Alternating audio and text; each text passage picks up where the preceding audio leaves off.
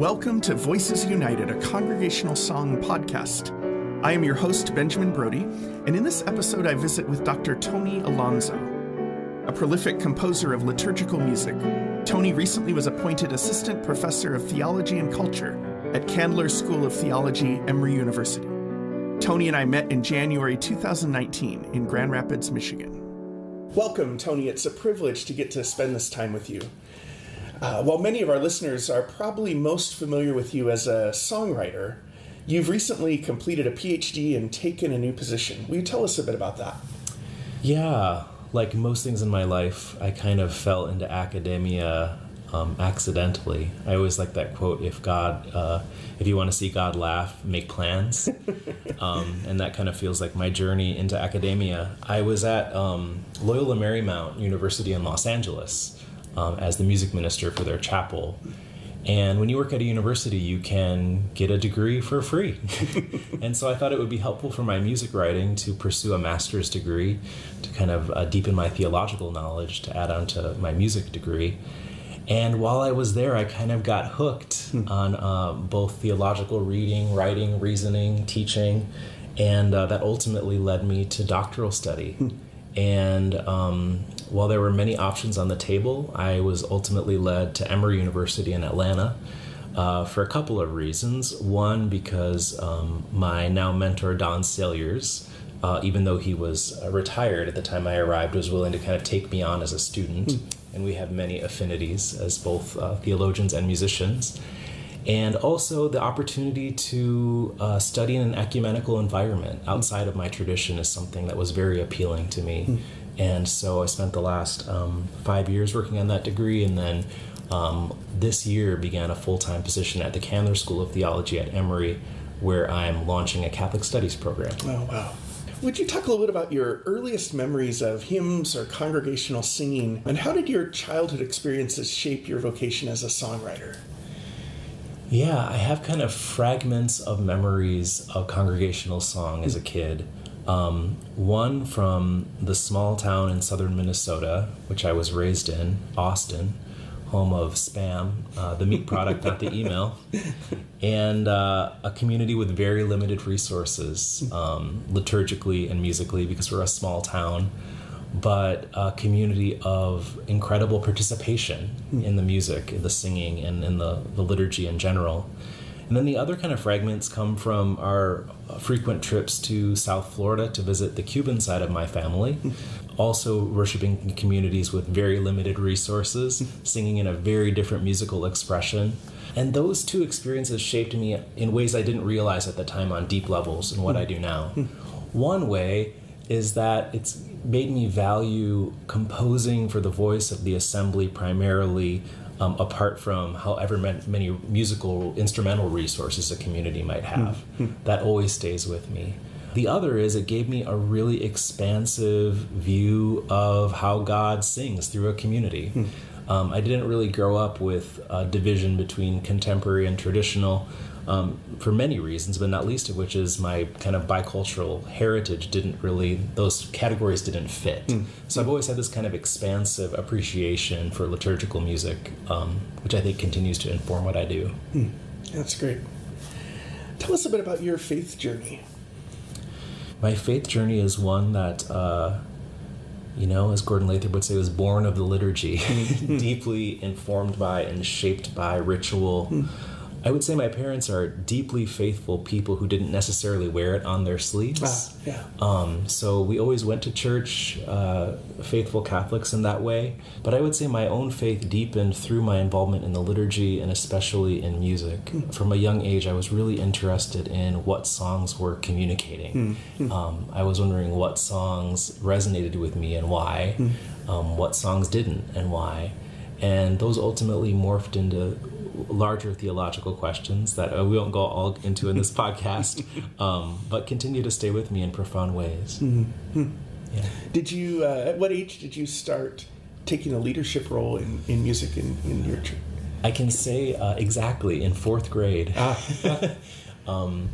had a fourth grade teacher who had just moved to our small town, and she had us do projects where we picked a famous person and we gave the presentation as if we were that person. And I chose to do a presentation on Stevie Wonder.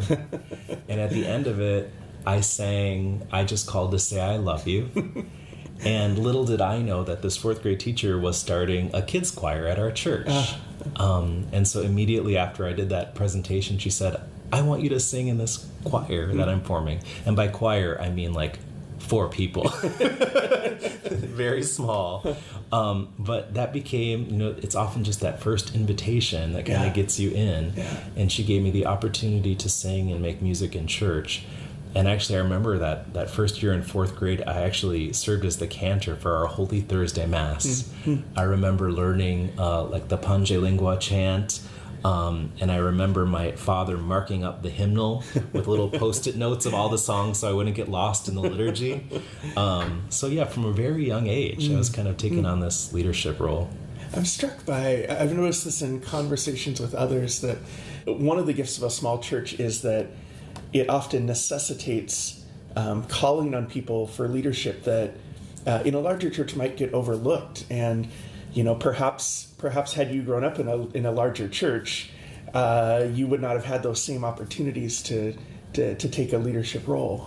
I think that's exactly right, and I think about it all the time because as I've continued my trajectory as a music minister, I've often worked in parishes with immense resources, and which is incredible too. But I think of that all the time, how in some ways it can prevent access in the way that I had from a very young age due to our own lack of resources.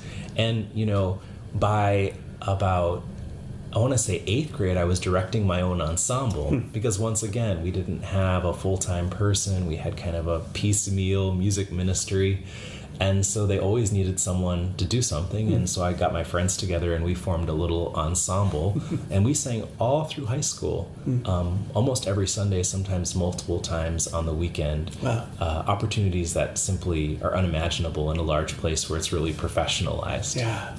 It's a great reminder that those, I think about how important that one teacher's invitation to you was in shaping the trajectory for the rest of your life. And often it's those little moments that it's a good reminder to me to watch out for who are those students or people in my congregation that I need to just invite to do something.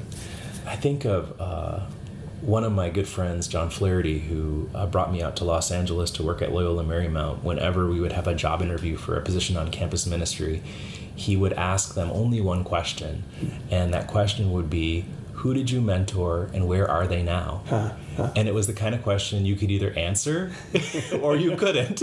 There was no kind of way to fumble through it. And I think it reveals a lot about our work in the church. We can talk about programs and all these things we can do, but it ultimately is that encounter, that personal invitation, I think, that makes the ultimate difference, for sure. Oh, that's great. Tell us how you first came to write songs for worship. Yeah, I would say I first came to write songs out of need, which continues to be the reason that I write songs when I think I'm doing my vocation at its fullest.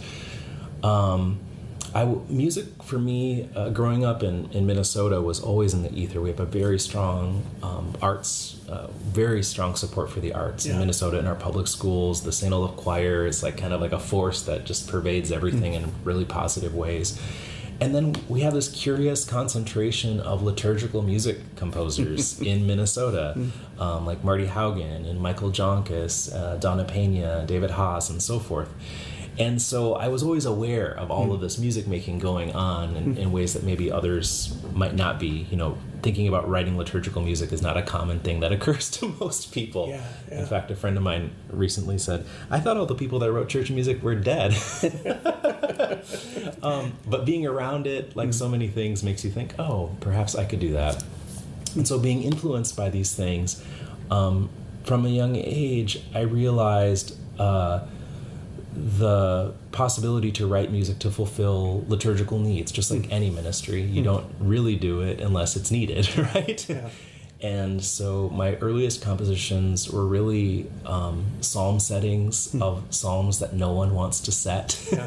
Things like that. In my own work in music ministry, things I couldn't find settings of particular scriptural passages. And those are my earliest attempts. What or who has influenced you? Why do you write songs? Yeah. I think that for sure the biggest influence on me has always been the community in which I've been rooted. Yeah. That has driven so much. In fact, every composition, I shouldn't say every, but most of the compositions that I've written, I can identify an exact community and time and context with. Like they weren't an abstraction that just wrote, and I don't mean to diminish other ways in which people create and they're moved in their own personal prayer life. But for me, it's always been writing for a community. It's always been contextual. So I would say that's the biggest formation on me. All of the communities in which I've served, in which I've had the privilege of being a part.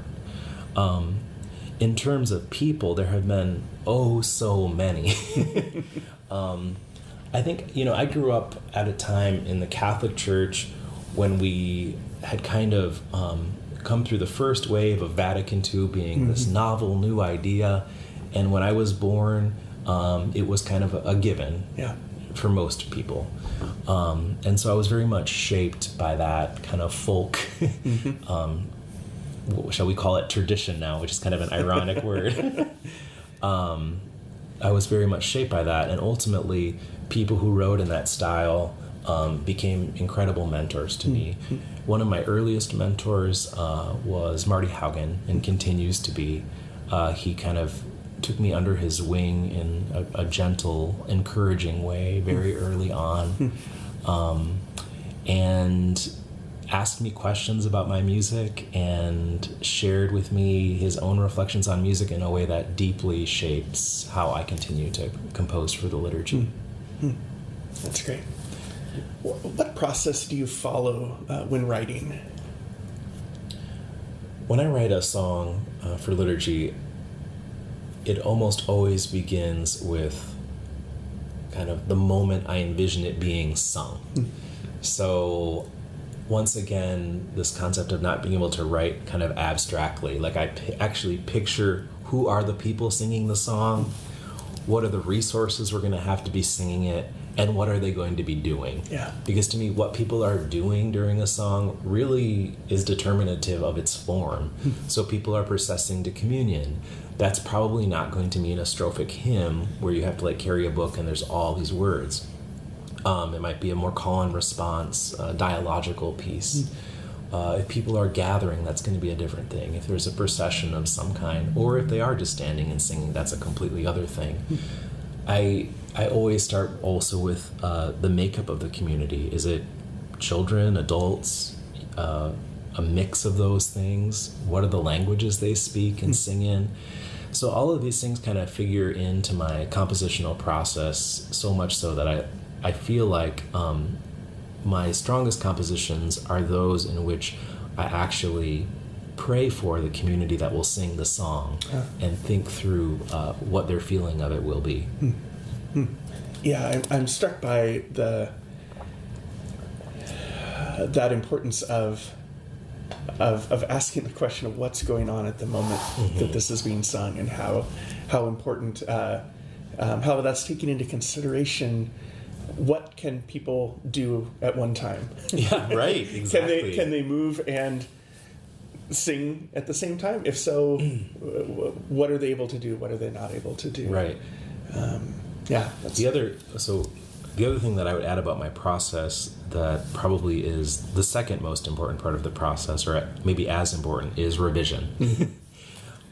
Especially as I've continued in my work and my vocation as a composer, I have valued more and more, of course, the feedback of trusted colleagues, but for me, more important than that is the feedback that you receive from an assembly. Yes. And I don't mean the feedback after the liturgy where they tell you if they like it or they didn't like it. What you hear in that moment. Yes, exactly. Yeah. And to me, that's the moment of most profound vulnerability as a composer, because if I teach an assembly a song and they can't sing it, then it's an invitation for me to reconsider how I've crafted it, rather than merely to say, well, you're singing it wrong. Yeah, yeah. And so I take that moment and those ongoing moments of listening to what the assembly naturally wants to do very seriously. So much so that even times I'll ask friends or other folks that are non-musicians, non-trained musicians, to sing things I've written just to see where their voice flows. Yeah, yeah. I also, from Marty Haugen, I've learned the importance of taking your song on a walk. And by that, he means stepping away from your instrument after you've devised a melody on it and seeing how it sings, how it sits in the voice naturally. And so many of my songs, when I've taken them on a walk, they've moved in really interesting and different ways. Intervals that maybe are tricky to sing become changed as you take them on a walk. And that's been a really helpful way for me to know perhaps how it might sit in the voice of any given assembly. Yeah. It seems to me that this idea of inspiration and the composer looks very different when you're writing for the assembly or the congregation, in that it's not, there certainly is inspiration involved, but it's inspiration that has to be shaped or edited by the congregation so that it works with the congregation's voice. Yeah, and I think another way of saying that is the inspiration comes from the assembly itself. Yeah. And I think the medium that we work with as composers, the primary medium is not our piano, it's not our organ, it's not even our own voices. The primary medium is the voice of an untrained assembly. And so becoming experts at that, which incidentally, those of us who do have musical training receive almost no training on how to think about that, right? We think about how do we make excellent choral music, all of the things that I value, and I really reject kind of like the stark opposition of those things. But I think becoming really skillful at that particular craft is its own thing, and it comes with constraints just like any expression of art does. That I've really come to love. What have you found effective in a sense, training or developing a congregation's voice? I know that's a very large question. Yeah. So training an assembly's voice, to me, first of all, requires patience. I think, at least I won't speak for all music ministers, but I can be very impatient. Like if an assembly isn't immediately singing, isn't immediately participating in the music, I get very impatient. Not even just with them, but with myself and wanting it to happen. And I think it's something that growing a singing congregation takes time. And I think that's especially true for my Catholic tradition, which is new at singing the liturgy. Something that we have much to learn from our Protestant sisters and brothers. That we're only, 50 years into this experiment of singing the liturgy fully, consciously, and actively, and we're learning. So patience is one thing. The other is, to me, putting primacy on the voice of the assembly above all of the other tools that we might have at our disposal as music ministers. And that means even if you do have all of the bells and whistles of instrumentation, being willing to strip them all away and let the assembly sing. And some of the most powerful moments I've had as a music minister have been when I've been willing to relinquish the power of the piano, say, and hear the singing swell. Those moments I find often where I'm able to just stop playing and let the congregation continue on their own are some of those most rewarding moments where you you realize they can do this themselves. They don't need me to provide the underlying rhythm and harmonic foundation. They can take it and run with it. And it's become easier for me because I've been thinking about these things for a long time. Often when I work with ensembles and I say don't play, they're like, what? I thought we were here to play. And kind of helping to form your ensemble in that mentality, I think, is the other step. Like not only you have that mentality, but all the people that are involved in the enterprise of leading the assembly and song are thinking and are on the same page. And that level of trust that develops over time.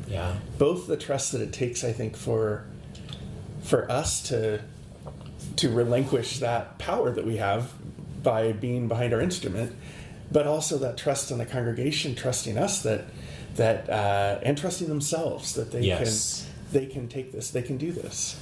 That's right. I think music ministry at its best is a very vulnerable activity because you're inviting people into something that they can say no to. Yeah, yeah.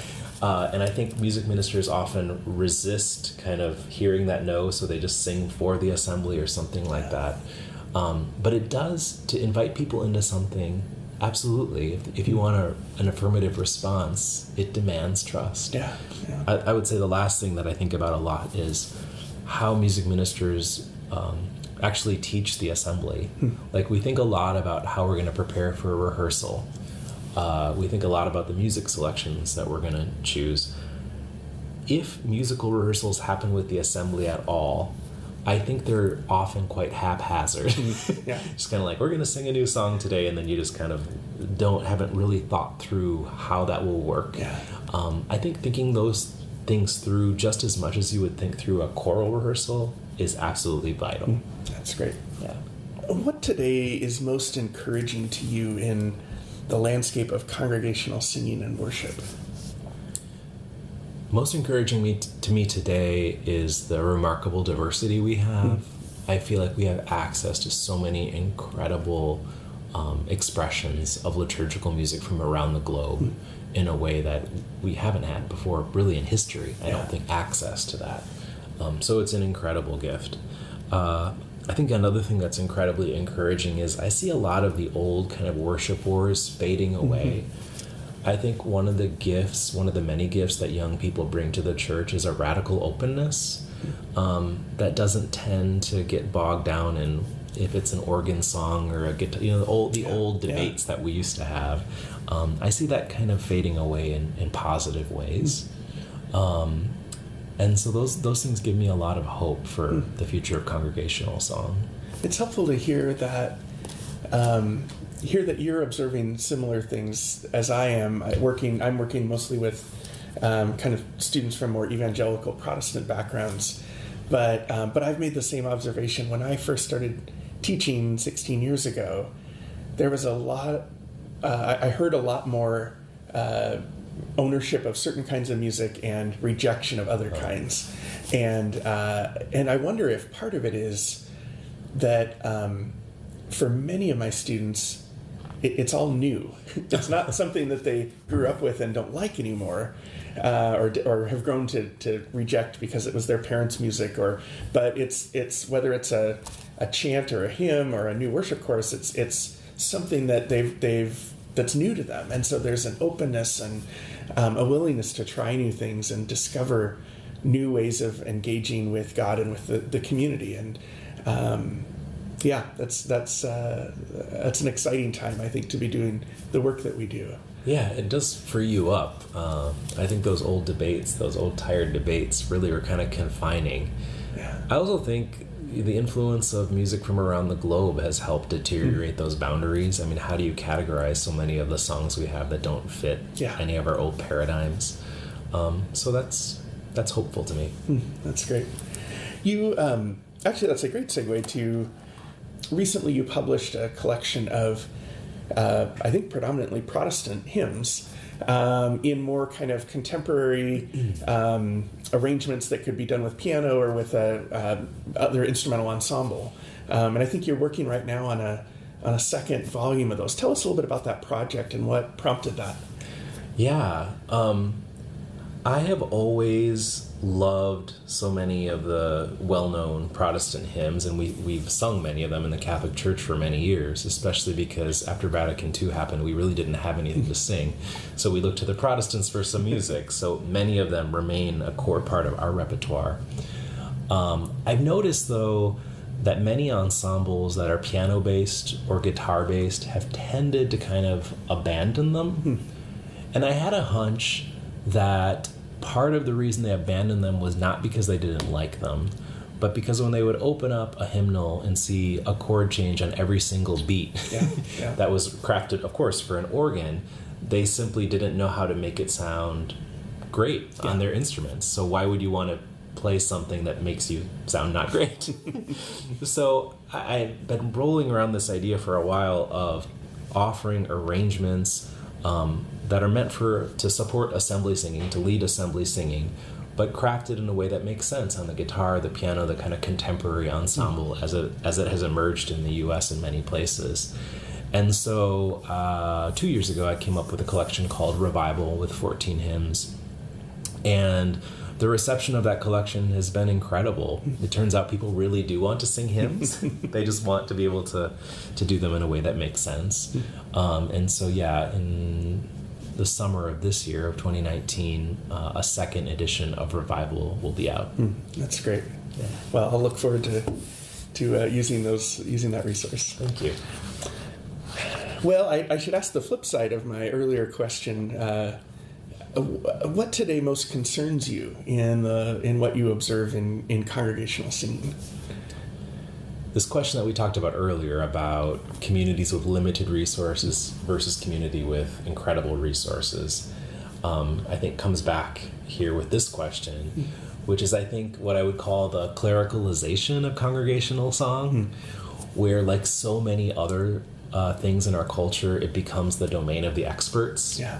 Where we want to take it over and do it on behalf of the assembly, which to me repeats a tendency throughout Christian history of wanting to ascribe power to someone else to do something on your behalf. Yeah. But I think sometimes we miss the way we do that as musicians. It's not limited to the clergy.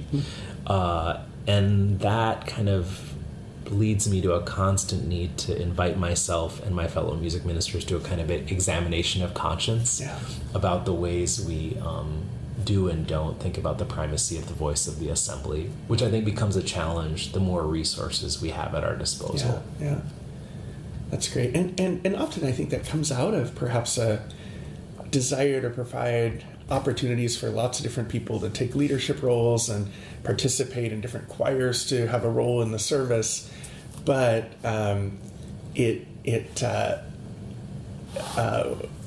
when it starts to lessen the role of the congregation, I think that's perhaps where we need to be concerned.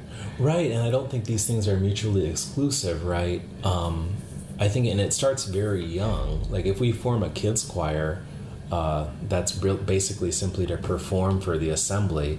How can we expect them when they become teenagers and older to like all of a sudden change mentality? Yeah. Whereas if you imbue all of your ensembles with the sense that we're at the service of this assembly, I mean, it can be incredibly powerful to have, say, a teenage cantor or a child cantor who's not merely singing the solo, but actually leading the assembly in song. Yeah. That's an incredibly powerful leadership role for that person, but it also keeps our eyes focused on what we're all about. Wonderful. In 100 years, if only one song of yours was found in congregational song repertoire, which one would you like it to be? In 100 years, if a song of mine is found in the congregational repertoire, I'll be very happy. I have no misconceptions that the songs that I have written for the current cultural moment will be enduring. If I had to choose one, it's a very simple piece, a communion processional that I wrote with Gabe Huck. He wrote the words. It's called "From the Many Make Us One." I just think, in terms of its form, in terms of its simplicity, it's kind of what I feel like I'm about as a liturgical composer. I've never thought of myself as a composer of grand works, but simply ritual music that can help an assembly sing. And that's, I think, a piece that reflects that pretty well. That's great. Well, Tony, it's been a real joy getting to spend this time with you, and I'd like to close by asking you 5 questions that I ask each person I interview. Feels like a presidential primary. Yeah, there you go. Let me start with, which hymn has most shaped your faith? I really want to offer you a creative answer to this question, but I'll be honest that the hymn that's most shaped my faith is probably one that shaped many music ministers' faith, and that's "How Can I Keep From Singing?" Well, so far you're the first person who's said that. So that's good. It's a wonderful piece. What hymn do you turn to for comfort? It's hard to boil these down to one, but I would say Pescador de Hombres, which was a favorite song of my grandmother. Yeah, wonderful. What is your favorite piece of music? Oh, I know you want short, pithy answers. No. I would have to say, oh gosh, there are so many.